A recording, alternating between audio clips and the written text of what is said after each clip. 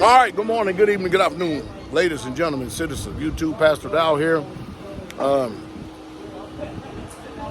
We are here on this building right here. I want to show y'all a few things that we got going on. Now, we're going up 14 foot high on this building right here. And we're only just a couple of courses right here from it. We're also using truss wire on this about instead of 2 feet, we're using every 4 feet. But I want you to see what it looks like downrange over here. Brother Scott's on the end, I'm on this end right here. But the main reason why I want to get on this video right here, because some of you asked me about it. This is the importance of having having a scaffolding. See how that scaffolding looks over there? You cannot beat having enough scaffolding and enough wood, especially when you're going up this high right here. This scaffolding right here makes up all the difference in the world. Now, of course, I don't know how some people do it, but it's the only way we can do it. We got this scaffolding going all the way around. This is probably about 100. We probably got about 120 feet of scaffolding here. So, and that's 2 stories. But it's nice. It's extremely nice. Also, I want to introduce something to y'all. Check this out. Instead of utilizing the string and then the twig and then get a cut block and then put it on here, look at this thing right here. You take it, it's under tension, you put those string under here, you unwrap it, and as you begin to unravel it, you can take this string, pull as much tension as you want. I'm trying to do this by myself. And then you can roll this around 2-3 times, and it holds it in place. Sorry. Roll around 2-3 times, it holds it in place. And it keeps you plumb against the block the whole line, the whole way down. That's beautiful. That right there is our fuel storage building. And we're using it over there, which I'm sure you can see.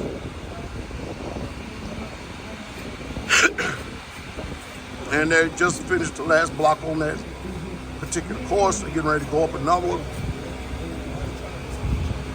And you'll see them pulling the same string line as well. Hopefully we'll make a big dent in it today. Brother Scott is doing his right now.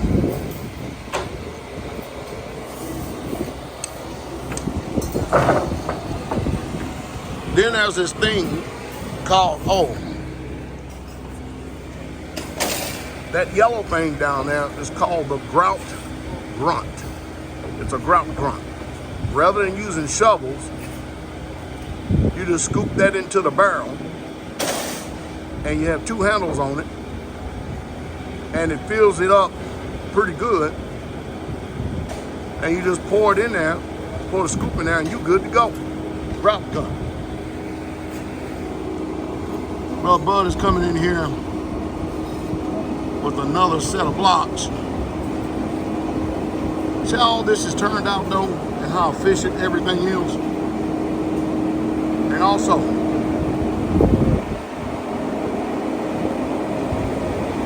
let me give y'all, let the children get a look at this. They like this stuff.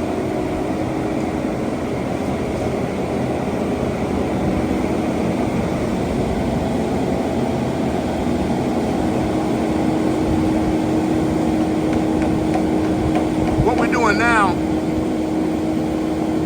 is we're using regular block now rather than split face block, because it's going to be a pretty high pitched roof, and we got to have a smooth surface on the outside of the building, a smooth surface on the outside of the building to be able to connect the soffit to.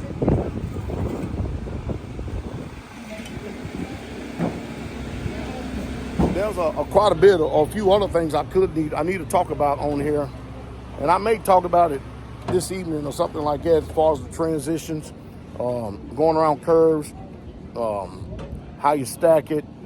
We may get to it, I don't know. If not, I'll get it in another video. But anyway, I got to get on back to land them block. Y'all have a blessed day.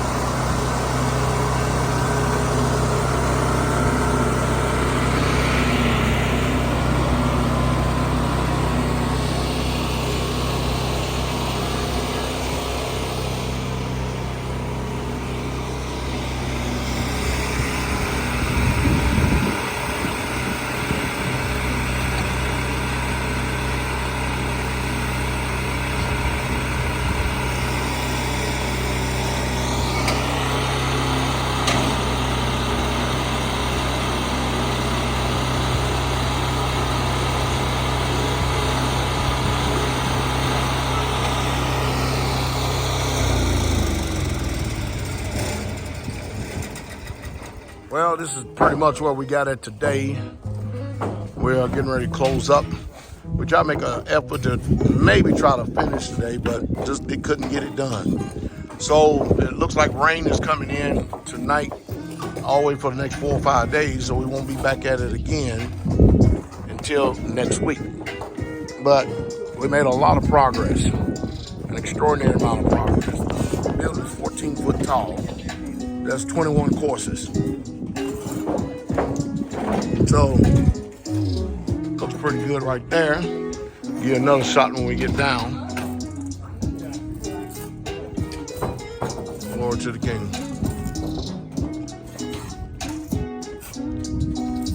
cleanup time. I'm gonna tell you this right now, that this kind of work is not for the faint at heart. It's literally not for the faint at heart. I had to go away for about 5 days. We had a bunch of rain again. It's the rain season.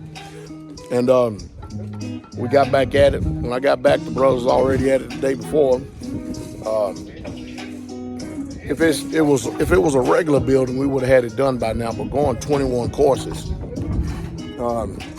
that's a pretty big building. Again, I think it's a 26 by 40.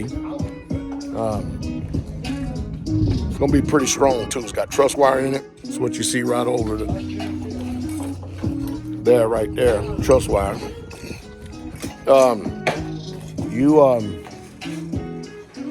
The good thing about this is that this building is ours. The walls, again, like I said before, were concrete walls. You have internal and external. You can see the split face and how that texture looks right there. You can see it over there on the fuel building. And then if I go over here, you look at this other storage building, boat building right there, you can see the texture of the walls right there. And that's pretty much what you're looking at.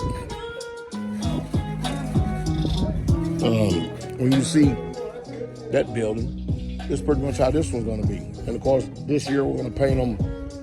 All of these is going to be symmetrically brown and green. We just chose those colors right there because they're pretty good colors. Blend in pretty well, pretty good. I don't mind telling you that we're tired. We're literally tired, doing a lot of work. But this is, at least here at the hub here, Straitway, it's going to be the last block building. Well, we got one trash building we have to do up here at the top of the hill. It's going to be the last block building until we're actually going to be doing for a while. So the good thing about being in community and having other communities is that these scaffolding and all these walk boards and all this material and stuff that we have, we can loan it out to the other communities and they can use it and build their buildings. And we got a few buildings we got to go to. We have to go to Straitway, Indiana this year. We got Straitway, Georgia this year, and maybe Straitway, Kentucky East. I do know we have Straitway, Alabama as well, that we're putting up buildings. And the whole idea is if you got 3 or 4 brothers in each community that know how to mix mud, lay blocks, set up scaffolding, you got people striking, people running mud, running blocks. If you got people doing that, and this is the beauty of it. Let's say Straitway, we got 4 proficient block layers. All right? Then you go to Indiana, Straitway, Indy, they got 3. And then we bring 2 from Kentucky, or 3 from Kentucky and 2 from Georgia.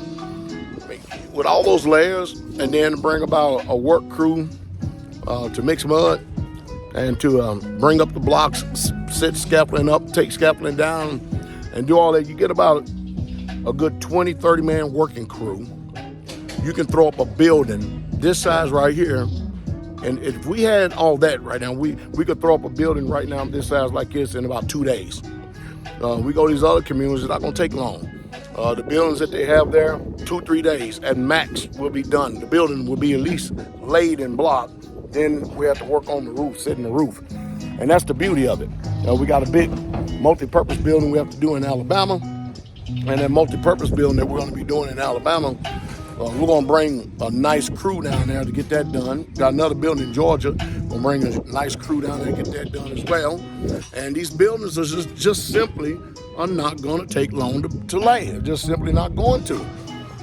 But that's what it is when you have brethren dwelling together in common unity on communities. I know a lot of people want to use a negative and derogatory statement calling us compound. Hey, call us whatever you want. We're communities and we're free and we're at liberty. That's mine right there, JC. Sorry. We're free and we're at liberty, and none of these communities owe any notes. We don't owe no mortgage, no storage fees. We pay no rent at any of these communities. None of them do, because we, as Israel, we built our own buildings. The Most High said in Jeremiah 29:5, when you're in Babylon, go check it out. Jeremiah 29:5. Build you houses, plant you gardens. That's what it says. And so that we just found it to be the blessing of the Most High Yah to be obedient and do what he says.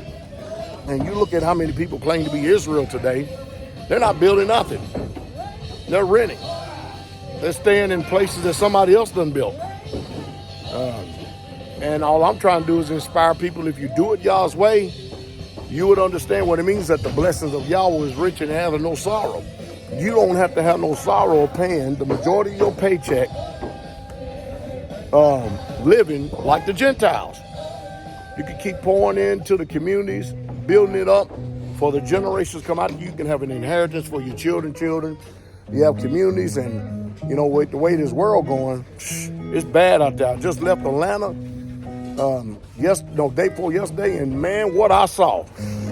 The abominations is out there in this world. I'm so glad that our children is not, we're going to keep them separate from that mess.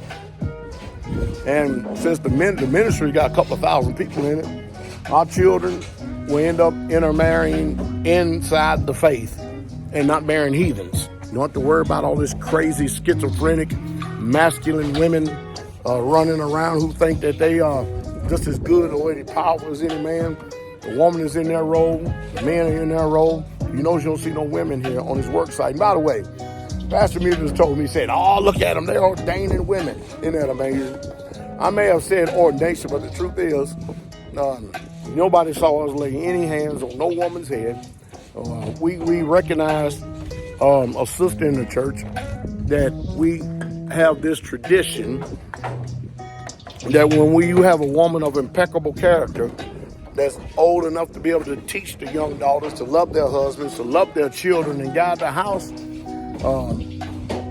after watching their walk in a period of time, they become mothers in Israel. And another mothers in Israel with us, may not be with you, but with us, is a highly recognized, respected place for a woman in this ministry. And they are held in high regard and high esteem amongst the sisters. Anyway, I'll get one more shot down here and we'll call it today. All right, this is down at the bottom. Like I said, we weren't able to complete the building. We have one more course on the east wall over here. A little bit up there. Gap up here. Brother Scott is doing the corners and setting the blocks for the lintel up there. Plus we have to bring up this supporting wall right here.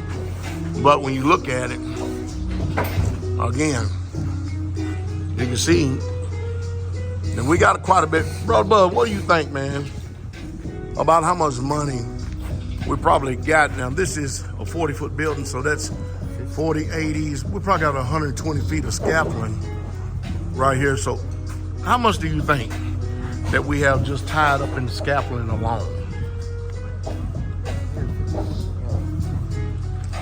Actually, I'm so tired it's hard to think, but thousands. Yeah. Scaffolding is not cheap. Yeah, it's not. No. I just got a good taste of it yesterday. I can't even imagine what them aluminum planks are running now. Oh boy. You know, and yeah, we have over 16 of them out here. I'm sure there's several $100s a piece now. I'd probably say about 20,000. Yeah, when you start figuring all the wood. 25? Yep. Oh no, we're up to $30,000 now. Easy. And that's and mind you, the outriggers, you got to pay for that too.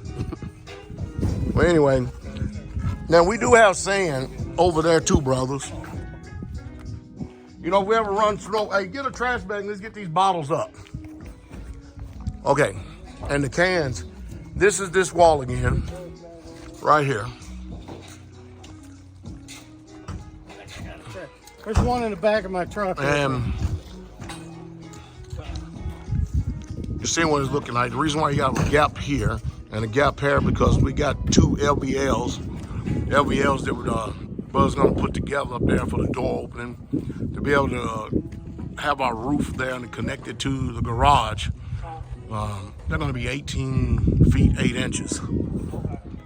Right now we're hooking up, getting ready to clean up. You gonna take a fire for this? You gonna do a fire? You gonna do a fire for this? Oh, they've been trashed. I've been throwing them in the trash. Okay. Bagging them up. This thing needs cleaning, that's for sure. Look at it. Jeez, hallelujah. That's Pastor Worker's truck. So that's what it pretty much looks like today. After putting in another long day.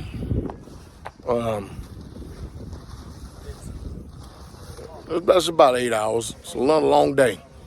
Good day of work. And I know I done said on this video, I'm gonna put it all together.